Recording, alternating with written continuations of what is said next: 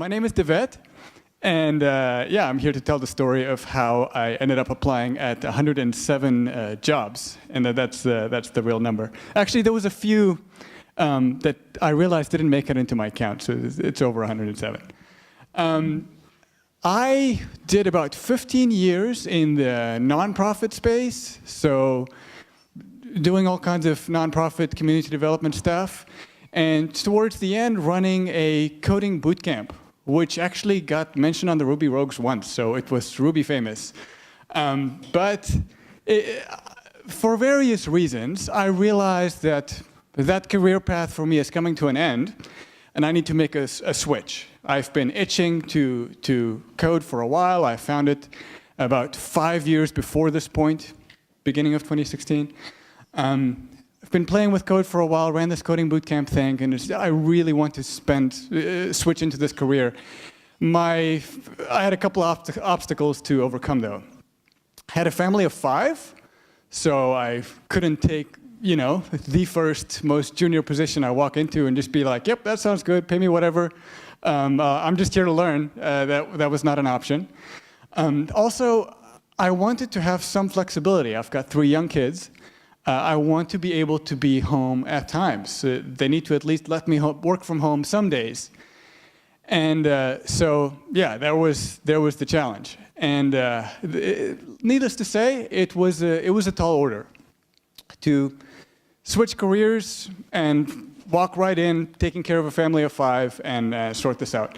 So, for various reasons, I realized, okay, I'm going to be best off looking for remote work. And so, yeah, I figured I'll get started. And so my wife chatted to me. She said, well, it's a numbers game. Just apply to as many companies as possible. Let me just start a timer here. Apply to as many companies as possible. And eventually one will say yes, and then there you go. And I told her, no, you don't understand. This is different. This is a technology world. They care all about what you know. So this is an engineering problem, really. So I just need to learn the right amount of frameworks and JavaScript things to put on my resume, and then I will get hired. So this is how this is going to work. So knew a bunch of Ruby and Linux, but I need to put a JavaScript framework on there. So I started off learning a JavaScript framework, learning JavaScript, and I was like, okay, this is clear. The JavaScript's got to be learned. It's everywhere. Then now I have to choose a JavaScript framework. Okay, this is becoming a problem now. It's because there's the Angular 1 and Angular 2 debacle, which at the beginning of 2016 was not so clear what's going to happen. And React looks like it's for people who want to do JavaScript full-time all the time, and I don't want to do that. And where I'm really making the mistake here is that I'm making a technology tool decision as an advertising tool. I'm trying to pick a framework to put on a resume, which is completely broken. So thank goodness my mentor got into a conversation with me, and he told me, Devet, it's a numbers game. What are you doing? You've been coding for 5 years. Do you think you can move the needle at all in 3 months to make any amount of difference? You need to go apply for some jobs. And so, yeah, he told me the exact same thing my wife told me, but I had to hear it from somebody else. And this time I listened. So I finally got going. So a little bit of overview of what I'll share with you. I'll share with you a bit of the strategy I followed, which he gave me a lot of good advice. What you should look out for if you're applying to remote jobs or any jobs. Who do I think remote work is ideal for? Because don't worry, I'm not going to stand up here and sell it like, it's the ultimate and everybody should want to work remotely. For some people, I think it's a good fit, and for others, it's not. So I'll give my opinions on that. And some of the pros and cons I see, and some misconceptions I've heard, even today. Yeah, a lot of people have ideas on what remote is. Is that my computer going beep? It is? Okay, let's try and quit whatever's... Okay, it's not going to let me quit. I'm just going to mute. That's what I'm going to do. There we go. Okay, let's get going. Right, so what he said was, you cannot code your way out of a sales problem. And especially for most of us in this room, if what you're good at, what you feel naturally gifted at, is engineering and coding, we don't want to acknowledge this. We want to code our way out of it. We want to think, okay, this is a technology problem. I have a track record with computers. If I sit down in front of the computer for long enough, I can eventually make it do what I want it to do. I want to get a job. Let me sit down in front of the computer and tackle this like I tackle it every time. But yeah, getting a job is a sales problem. You are trying to sell your services, your full-time services, and you're trying to get one client to buy them all from you. So one thing with any kind of work, but especially with remote work, you have to acknowledge the competition. So yeah, specific to remote work, you have to compete with anybody all over the world. So you might have to do some things that are uncomfortable, but trying harder. And not that the job is going to be uncomfortable after you get it, it's that the job hunt process might be a bit more tough because you're competing with everybody in Asia, Europe, Middle East, Africa, North America, South America. Any of them could take the same job you're looking for. So where I started was, okay, write it down. Write down what you want. I need to get paid this much. I want to work from home at a place that uses Ruby, and I want them to hire other remote workers. I don't want to be the only guy working from home and everybody else is in the office. So I had to go through that writing down process several times. Presentation matters. And again, for some of you, if you have been coding for 20 years, you have such an advantage with so few people were coding 20 years ago that you have all this experience that getting a job might be a lot easier. But if you're in a position like I was where you've got an obstacle here you need to overcome, you need to pick the lowest hanging fruit. And so I paid somebody to design a CV for me, and I actually know them well. They're a really good designer, so I had to ask them to scale it down a bit. I was like, don't do like an amazing looking CV. Make it look like maybe I could have made it, but then still make it look good. And so polished, spent a bit of time. I did learn some CSS there in the JavaScript process. Polished my blog a little bit. Got a professional headshot there. Got someone to take a professional picture of me. Gathered some endorsements. Yeah, it's not the type of work that if you take pride in your ability to will computers into submission, it's not the kind of work that you naturally feel drawn to. But when a job hunt is the work in front of you, and that's what you need to get done, this is where to optimize, usually, for most people in this room. One more thing, I've got a picture of my setup at the end there for different reasons. But one more thing I spent a bunch of money on, so the very first job interview I had, they complained that they're hearing noise in the background. They were hearing on top of my interview. And they were hesitant about the whole remote work thing to begin with. They only had few remote employees. And so after the call, I was kind of discouraged. I thought, okay, this is not going to work. So in all, between my webcam and my microphone, which I've got a low gain microphone that if I stand close, you can hear me, but the kids can play downstairs and you can't hear them. And I've got noise canceling headphones that I can't hear the kids. With the webcam and the microphone and the headphones, it's about 5,000 Rand altogether. But if you think that it replaces my car, and with an internet connection, of course, and all the time I'd spend in traffic, it's really cheap. So yeah, that stuff, it just matters. Get frame yourself in the shot, get the webcam at eye level that you look like you're actually having a conversation. And presentation matters. Prepare for a sense of failure. I'm not naturally, maybe I've got some sales experience. I had to sell to the bootcamp attendees the idea of a career as a software developer, and some of them, work with some of you. And I had to sell the idea of these students I've been teaching to some employers. And so, yeah, there was some sales there, but sales as my full-time thing, I don't have experience with, so it's going to feel like a failure. And I'm going to have some employers say no to me. And so, yeah, that was tough. But that's part of the game. It's a numbers game. X amount of companies are going to tell you no. X amount of companies are going to tell you yes, but either you're going to say no for some reason, and then after you add them all up, there's going to be one that both of you go, yep, we want to do this.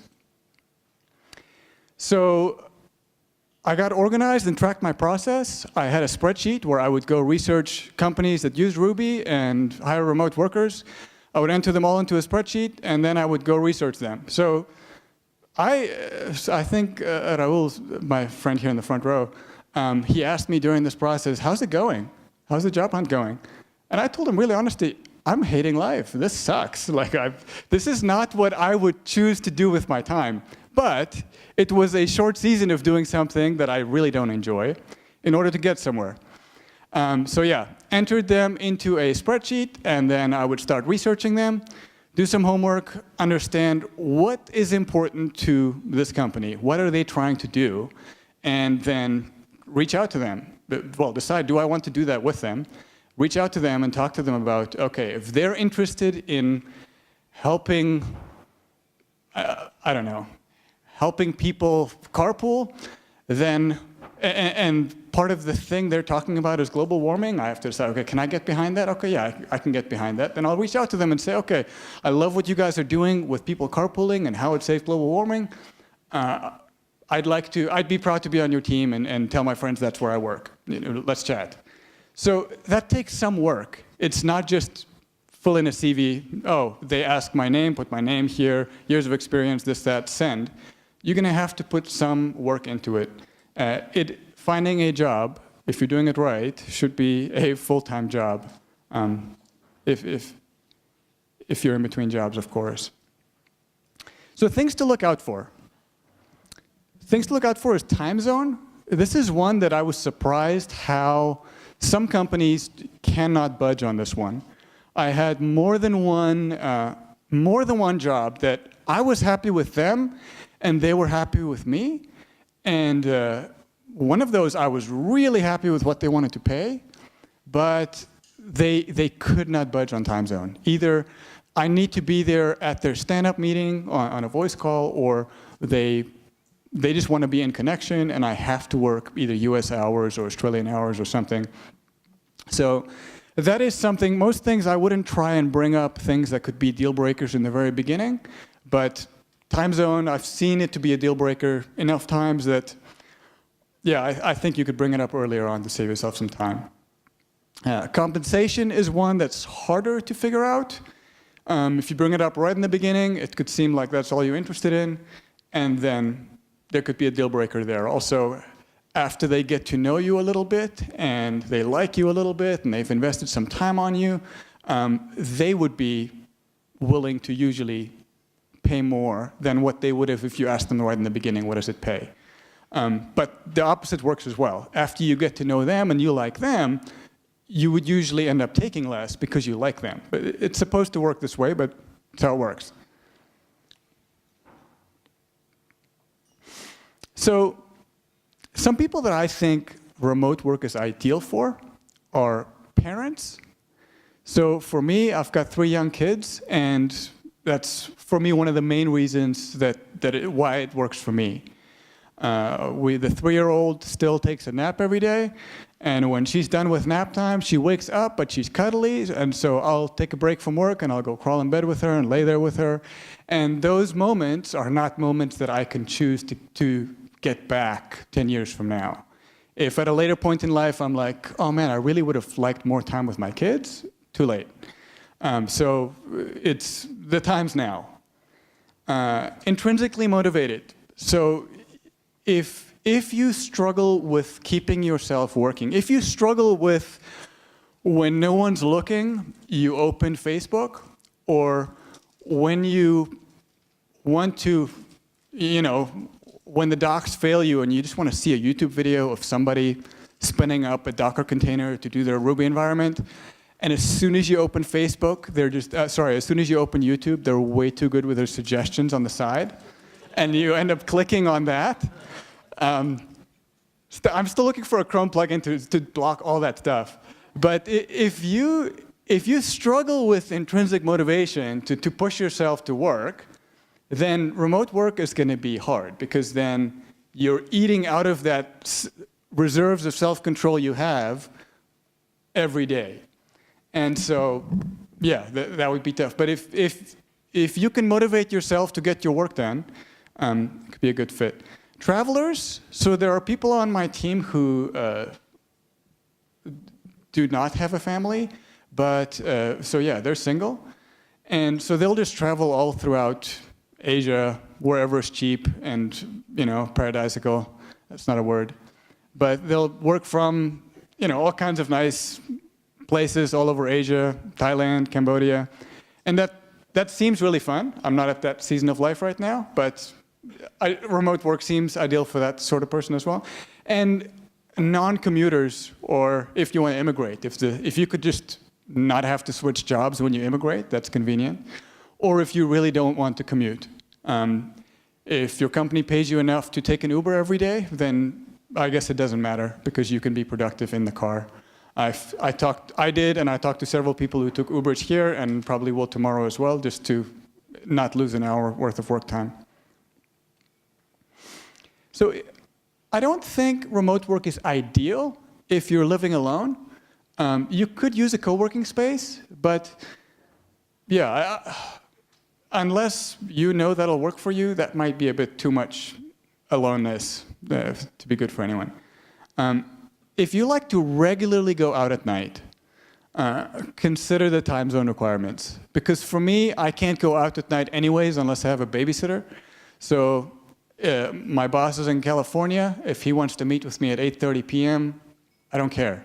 I'd be happy to take time off during the day, spend it with my family. I have breakfast, lunch, and dinner with them. And then in the evening, if my boss wants to meet at 9 p.m., whatever, I don't have a problem with that. It's also not ideal if you want to optimize 100% for learning. And this is an excellent thing to pursue. It gives me great joy to learn things. I like hanging around the kind of people who like to learn things. It's a lovely thing. I'm looking forward to Patrick's talk on building a learning culture. And yeah, I already explained my reasons, but if things had been different for me, if I was a single guy, I probably would want to drive into the office and go work with Patrick to learn from another person. Because you could probably learn faster if you've got the person right there next to you. Not that you don't learn at a remote position. Obviously, there's learning. It's software. We all have to be self-taught to a degree. But an office environment is probably slightly more optimized for it than remote work. Some misconceptions of remote work. Let's see. No relationship with coworkers. So I work at GitLab. Every 9 months, they fly all of us to a 4-star all-inclusive resort, and we have a great time together for a week. And the goal is not to ship a feature or get work done. The goal is to hang out and get to know each other and get to know the people we work with every day. You're on your own time all the time. It's remote work, great. You can work whenever you want. Well, no. If one of our biggest customers wants to get on the call at 3 p.m. on Friday, and they keep the lights on for a big part of our company, I'm not going to tell them, no, sorry, I wanted to go to the beach that time. It's got to happen. Or if my boss wants to meet at 8 p.m. on Wednesday every week for a one-on-one, I don't regularly just tell them, yeah, you know what, there's this other thing on TV tonight, I want to watch that now. All the time is not my time. There's a lot of flexibility. Definitely, and I can switch it around. If my daughter has ballet in the middle of the day, I can book it out and go to her ballet thing. But it's not fully just my time all the time. You can work from anywhere. So you'll see I've got an eye patch there. I had a eye surgery last year, and now and then I still put an eye patch on to rest it. So this is me working from the car. I've had meetings from the car while my wife was driving, and it doesn't work well because the cell phone reception goes in and out. So yeah, actually, we had a guy, he was doing a job interview. He wanted a job at GitLab, and I did an interview with him in the car. And I felt so bad for him because he can't even tell me if he's getting frustrated because he wants the job. And that top one, I said, well, what if I don't? I'm gonna take 2 weeks off in March. What if I just don't take time off now, and we try to go camping for a couple days and the weekend with the kids, and I'll just do some work from there. If I push hard, I can get my work done in a couple hours. The minimum, and then I'll work a bit more on the weekend. I can fudge that out so I still get a work week done, even though we went camping. That was a terrible idea. That whole part I said about being intrinsically motivated? I don't know about if anybody else has tried it, but all of my intrinsic motivation when I'm camping, it just goes. I did not want to do any work, though every time I sat down to work, I was like, oh, no. I want to sit on a camping chair and look at the river. So yeah, for me personally, I'm not really the work from anywhere kind of person. I like my office space. Yeah, okay, this is my office space. I've got a split keyboard there at an angle. I've got 2 monitors. I'm still jealous of who said they had a 4K monitor. That's in the cards for me one day. But yeah, I like my workspace to be my workspace. Working from everywhere is not going to work for me. But some people do. I've seen people who just do everything with their laptop. And so yeah, at the very end, after after applying at 107 places, and several of them I did have interviews with, finally ended up getting a job at GitLab. And yeah, so that was 5 months ago. I got hired there, so I've been working there for the last 5 months, and I've really enjoyed that. We're hiring, by the way. And oh yes, I mentioned a bit about pricing. You could go to our website and punch in Cape Town and the position and see what you would be paid if you did work at GitLab. But anyways, any questions about the job hunt process or about our database outage yesterday? Yes. Right.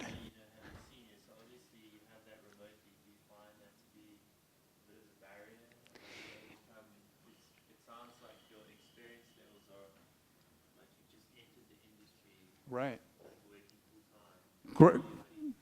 Great question. It sounds, he's saying it sounds like I'm still new entering the industry. How do I deal with learning remotely? So a lot of it has to be obviously self-taught. I have to figure out myself. I have to spend money on a book where I could have instead spent the time asking somebody during their coffee break, hey, what things should I learn? But pick a book, and a person with the right knowledge would have laid out the learning path there for you. As far as asking somebody when I'm stuck, it is something that moves slower with remote work, where if I was in the office with someone, I could see when they're not focusing or when they're breaking for coffee, and I can quickly go ask them, hey buddy, I'm stuck on this, can you quickly help me? So right now it moves slower because I'll send somebody a message on Slack, and I have to wait for when they're looking at it or when they can respond. The benefit I have, GitLab is big enough, we're 160 people, that I can find somebody who's awake and available to help me with something at most times of the day. So it's not the best part about the job. Is how fast I'm learning is not the best thing about it. I'd say the team culture, flexibility, family life balance is what I'm there for. But yeah, definitely. Yeah, for sure. Any other questions? Yes, in the back. Have you tried programming with a cat? I've not tried programming with a cat, but that would probably add to the setup. Yes, Raul. So yeah, it was Raul's idea to put a vertical monitor. You know what it works perfectly for is when I'm looking at a document. So it's sometimes I'm looking at code and it's nice to be able to jump up and down far and see it all, but oftentimes also a document that's, you want to jump up and down, notes for a meeting or something, it just all fits perfectly in one page, and yeah, I couldn't be happier. All right, I think that's it. Thanks a lot.